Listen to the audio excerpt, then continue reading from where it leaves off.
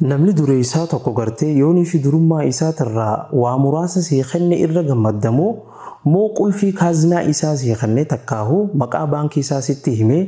deemi waan feete fudhadhu qabeenya kiyya kanarraa akka feete hanqa feete fayyadamee yoo siin jee yeroo ta'u irra akkaan gammadde duba.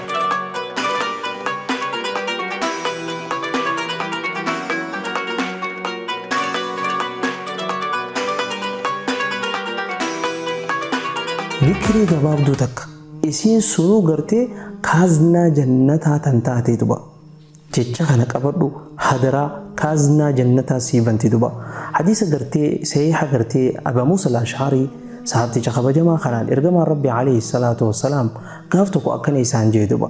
alaa adulluka alaa kalimatin min kunuuzil janna yaa Abaa Muusaa al-Ash'arii mee gama jecha tokko si tilmaamu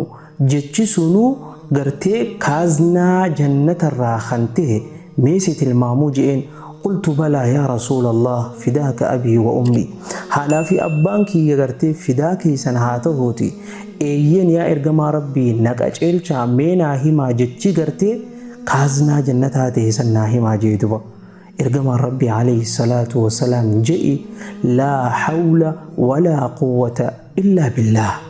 je'i gartee heelaa fi tooftaan takkallee naa hin taane akkasuma jabeenyi tokkollee naaf hin taane illaa billah yoonii fi rabbiin subhaanahu wa ta'ala jabeenya isa biraa taheen yoo tooftaa isa biraa taheen rabbiin subhaanahu wa ta'ala naaf tahe malee ani jabeenyi tokkollee naaf hin taane